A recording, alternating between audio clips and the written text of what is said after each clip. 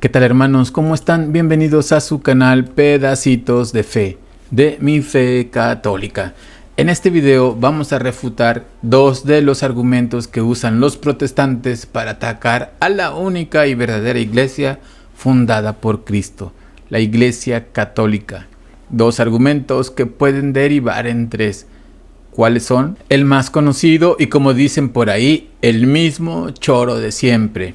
Son idólatras porque adoran imágenes. Ya, chole con eso. ¿No tienen otra cosa que decir? ¿No? Perdón, hermanos protestantes. Me están diciendo que no tienen ninguna otra. Una disculpa. Sigan con lo mismo.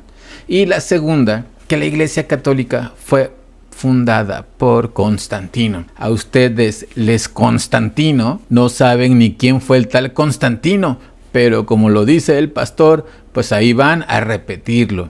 Y otra, que es la que deriva de la primera, que es ¿para qué queremos a los santos si nosotros tenemos conexión directa con Dios? No, bueno, pues esto y más, así es que comenzamos.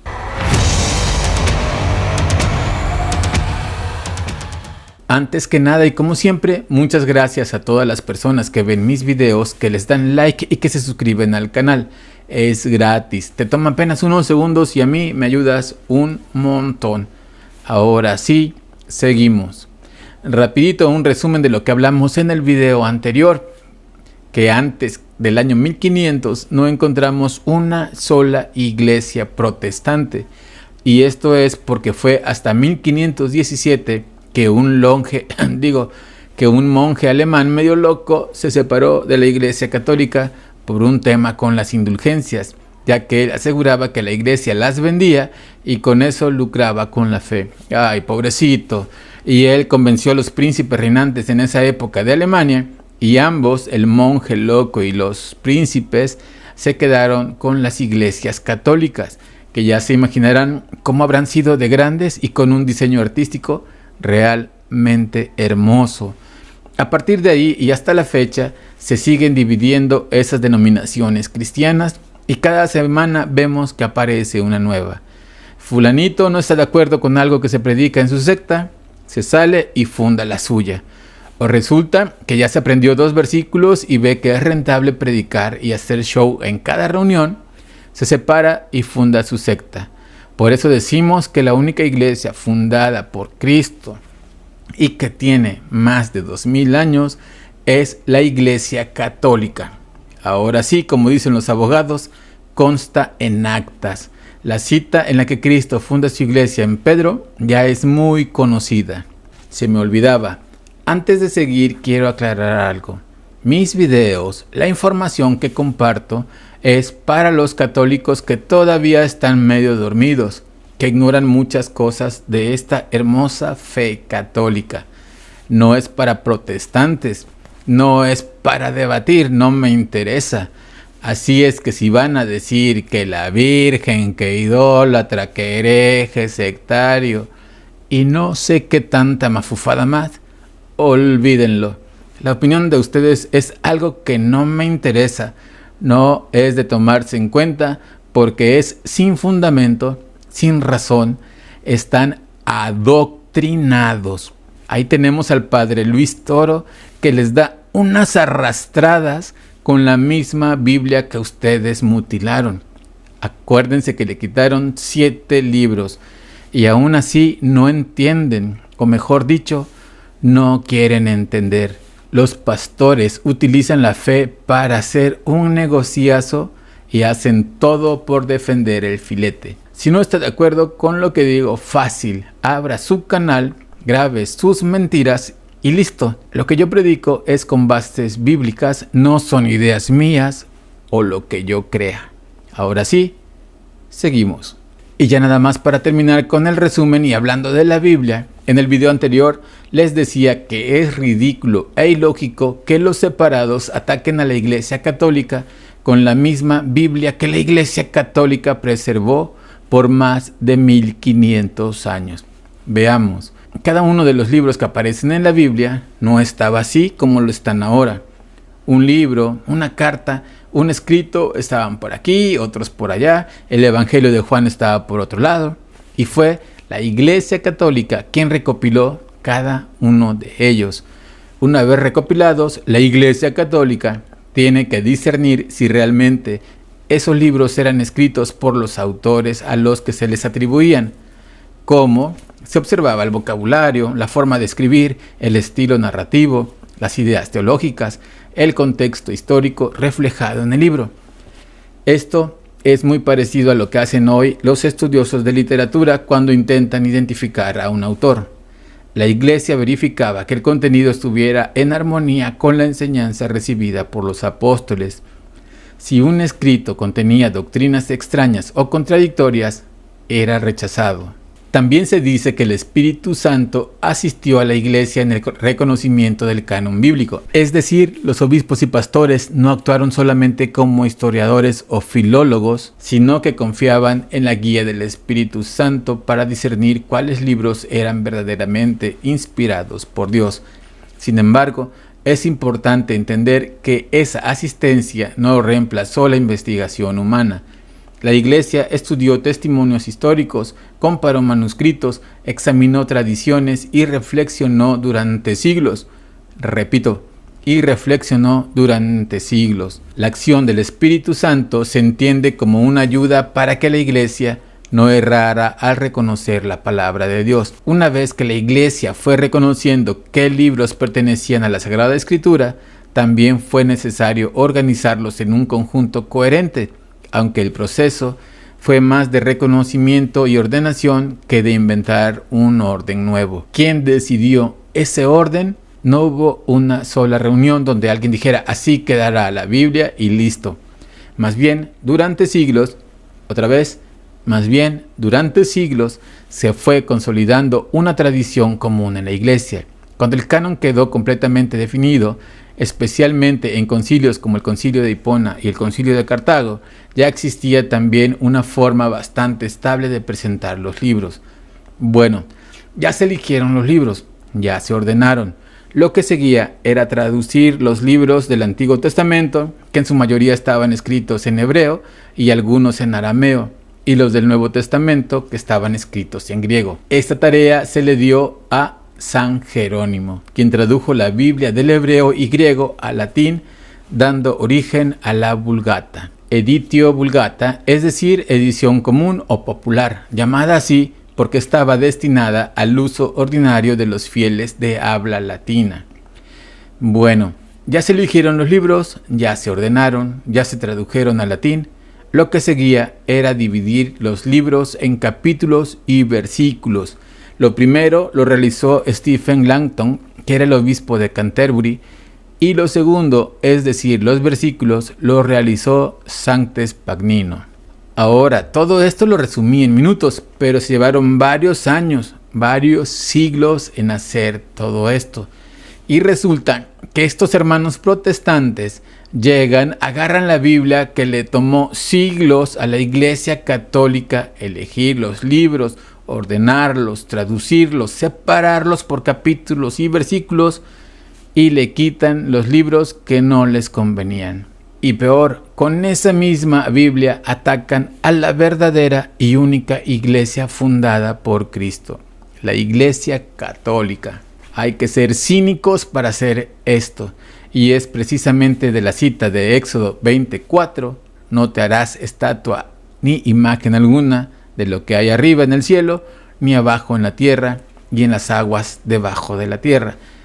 Esto es la prohibición de la idolatría, es decir, fabricar imágenes para adorarlas como dioses o rendirles el culto que corresponde únicamente a Dios. Cuando Israel salió de Egipto, estaba rodeado de pueblos que representaban a sus divinidades mediante estatuas e imágenes, dioses de la fertilidad, de la guerra, del sol, de la lluvia, del mar, etc.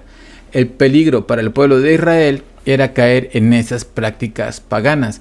Por eso el mandamiento continúa diciendo que no se debe postrar ante ellas ni darles culto.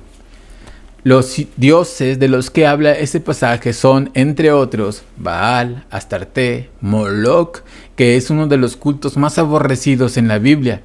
se la asocia con los sacrificios de niños.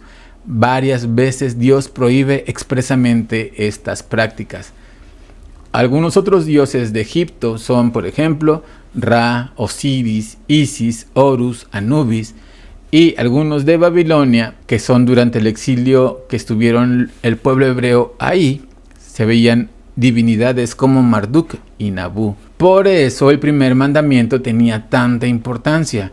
Israel no vivía en un mundo ateo, sino en un mundo donde prácticamente cada nación tenía sus propios dioses, templos, sacerdotes, imágenes y rituales. Cuando Dios dice, no tendrás otros dioses delante de mí, y luego prohíbe hacerse imágenes para adorarlas, el contexto inmediato es precisamente este ambiente de idolatría.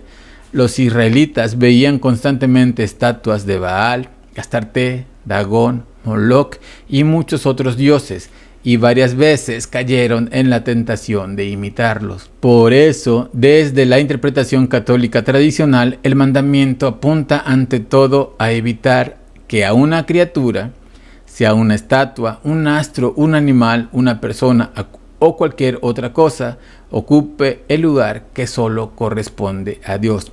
Rapidito les comento unos pasajes en donde el mismo Dios ordenó hacer estatuas. Éxodo 25, 18 al 20, los querubines sobre el arca de la alianza. Números 21 del 8 al 9, la serpiente de bronce levantada por Moisés. Las numerosas figuras de querubines, palmeras y otros elementos en el templo de Salomón descritas en la Primera de Reyes. Por eso, la interpretación católica tradicional distingue entre adoración o latría reservada únicamente a Dios, veneración o dulía, honor dado a los santos, y veneración especial o hiperdulía, honor singular dado a María. Según las enseñanzas católicas, una imagen de Cristo, de María o de un santo no es un Dios ni se adora como tal. La imagen sirve como un recordatorio visual de una persona real que está relacionada con la historia de la salvación. Ahora, eso es con respecto a las imágenes y estatuas. Nos vamos con Constantino, quien según los protestantes fundó la Iglesia Católica. Históricamente, la afirmación de que Constantino fundó la Iglesia Católica no se sostiene, así de fácil. La Iglesia existía mucho antes de que naciera Constantino. Basta recordar que ya en el siglo I encontramos a los apóstoles predicando, obispos establecidos en diversas ciudades, la celebración de la Eucaristía, bautismos, concilios locales, escritos de los padres apostólicos. Incluso alrededor del año 107 después de Cristo, más de 2 siglos antes de Constantino, Ignacio de Antioquía ya utilizaba la expresión Iglesia Católica en sus cartas. Pero, ¿qué es lo que hizo Constantino? Fue algo muy importante. 1. Poner fin a las persecuciones. En el año 313 promulgó junto con Licinio el Edicto de Milán. Este decreto permitió la libertad religiosa y devolvió bienes confiscados a los cristianos.